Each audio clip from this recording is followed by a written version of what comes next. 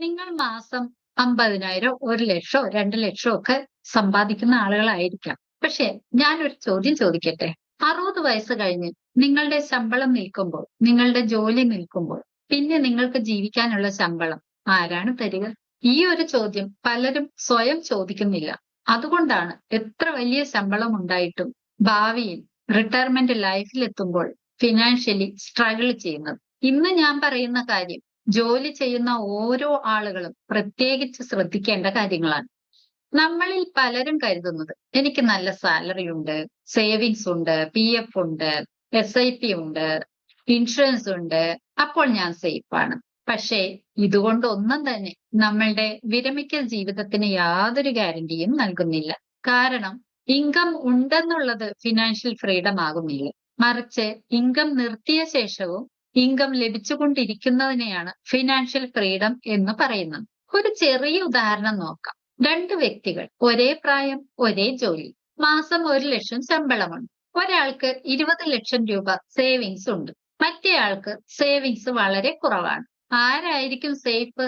മിക്ക ആളുകളും പറയും ആദ്യത്തെ 20 ലക്ഷം രൂപ സേവിങ്സ് ഉള്ളയാളാണ് സേഫ് എന്ന്. പക്ഷേ ഇവിടെ നമുക്ക് ഉത്തരം പറയാൻ പറ്റില്ല. കാരണം അവരുടെ റിട്ടയർമെന്റ് റിക്വയർമെന്റ്സ് എന്താണെന്ന് മനസ്സിലാക്കാതെ നമുക്ക് ആരെയും ജഡ്ജ് ചെയ്യാൻ പറ്റില്ല. ഒരു കുടുംബത്തിന് ഇന്ന് വർഷത്തിൽ 12 ലക്ഷം രൂപയുടെ ചെലവുണ്ടെന്ന് കരുതുക. ഒരു 15 വർഷം കഴിഞ്ഞാൽ ഈ 12 ലക്ഷത്തിന്റെ സ്ഥാനത്ത് എന്തായിരിക്കും തുക വേണ്ടിവരിക? കാരണം ഇൻഫ്ലേഷൻ എന്ന ഒരു കള്ളനുണ്ട്. ആ ചിലവ് ഇരട്ടിയാകും. അതേപോലെ തന്നെയാണ് നമ്മൾ ഇന്ന് കരുതുന്ന 50,000 രൂപയോ 1,00,000 ചിലവ് എന്ന് പറയുന്നത് ഒരു 10-15 വർഷം കഴിയുമ്പോഴത്തേക്കും അതേ സ്ഥാനത്ത് 10 ഇരട്ടി നമ്മൾ കണക്കാക്കേണ്ടതുണ്ട്. അവർക്ക് ആ സമയത്ത് 24 ലക്ഷം രൂപയെങ്കിലും കഴിഞ്ഞുകൂടാൻ വേണ്ടിവരും.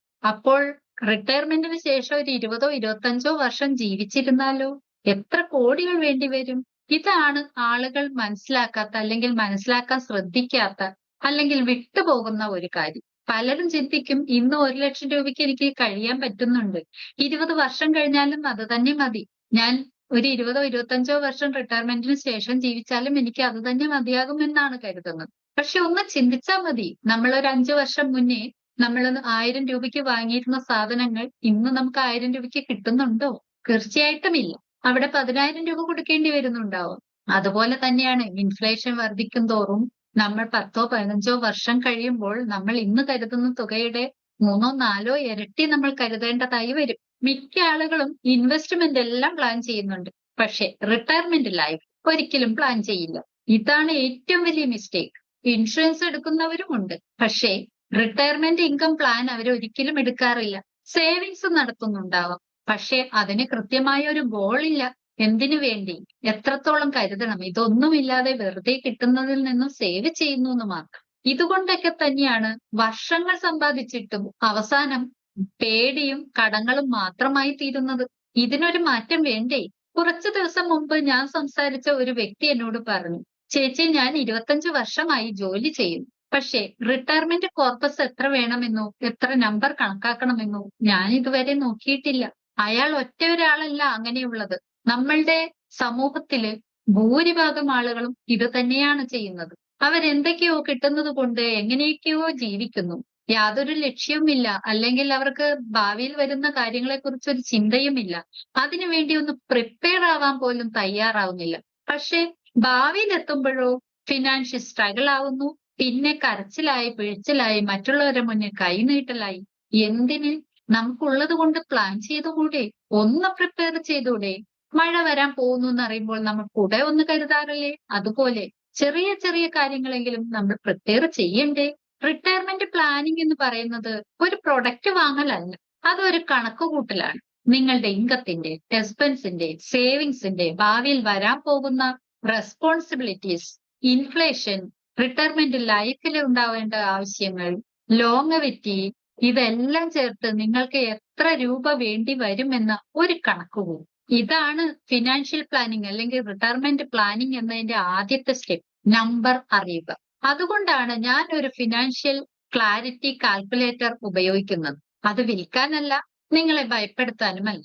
പക്ഷെ നിങ്ങളിൽ ഓരോരുത്തരും നിങ്ങൾ എവിടെയാണ് നിൽക്കുന്നതെന്നുള്ള ഒരു തിരിച്ചറിവിന് വേണ്ടി. ലിങ്ക് ഞാൻ ഡിസ്ക്രിപ്ഷനിൽ കൊടുക്കുന്നുണ്ട്.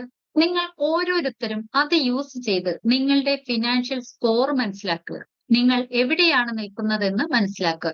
വെറും 10 മിനിറ്റ് ചെലവാക്കിയാൽ മതി. സ്കോർ കിട്ടിയ ശേഷം നിങ്ങൾക്ക് ഈ വീഡിയോയുടെ താഴെ കമന്റ് ചെയ്യാം ഡൺ എന്ന്. നിങ്ങളെ ഗൈഡ് ചെയ്യാൻ ഞാൻ ഇവിടെയുണ്ട്.